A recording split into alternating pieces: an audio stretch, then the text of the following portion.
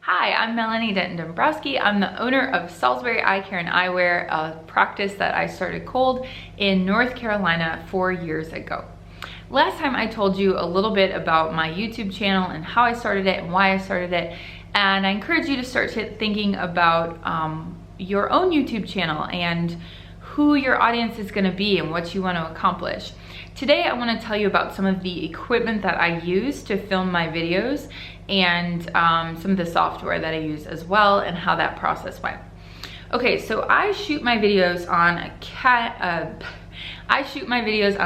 G7X Mark II, I believe. It's a great camera. It's got a flippable screen that turns around and I can actually observe myself while I'm filming myself. I wanted to show you. I'll get a video of my setup. I also invested in a ring light. A ring light really helps with lighting. It helps illuminate the face, and I love the videos it creates. I feel like I don't have to edit the video as much because the raw video just looks really good lighting wise with a ring light. Here, I'll show you me without a ring light. I can actually do this. Ooh, so that's ring light all the way up, mid, and here is me with no ring light at all. So I would like to put this here, and I learned that basically from makeup vloggers, honestly, how good a ring light makes you look. Ooh. All right, the second thing I have are umbrella lights in my setup, because right now I'm filming in my office and it's kind of dim in here.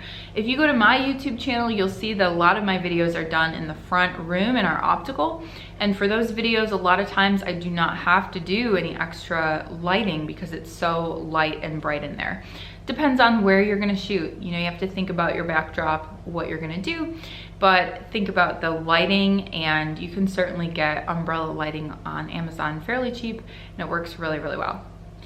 So the camera, the lights.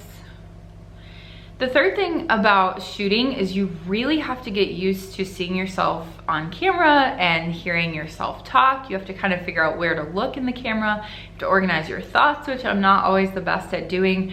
But this is great for public speaking. If you're doing public speaking anyway, this is just an extension. But I will tell you that it took me 4 or 5 videos to start feeling good about speaking to the camera. It just felt so super awkward at first, and I will never publish those first videos that I took. There's just no way. The next thing I want to talk about is when you film, you have to kind of get into a rhythm of filming. So it's very, very important to structure your videos. You always want to introduce yourself, who you are, your team, anyone that's in the video with you, and then give yourself a pause, because typically you're gonna put an intro in there in the editing process. You also find when you're filming and you do a lot of editing that it helps to give yourself room between your sentences. Oftentimes I will edit out sentences that didn't make sense, where I was just running on and not getting to the point very quickly, and it becomes very difficult to edit if you do not leave yourself gaps between sentences. So it really helps with, these are little things about the filming process that I've learned that just help me so much. So give yourself an intro and then pause. While you're speaking, make sure to leave little gaps in between the sentences.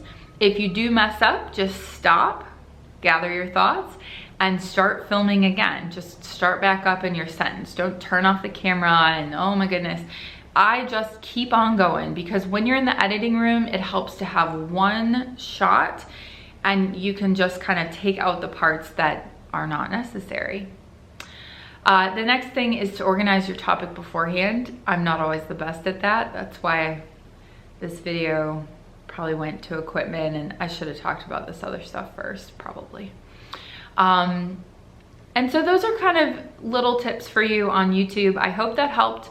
Next time I'm going to talk about the editing software. I didn't get to that today. So thanks for tuning in, and I'll see you next time.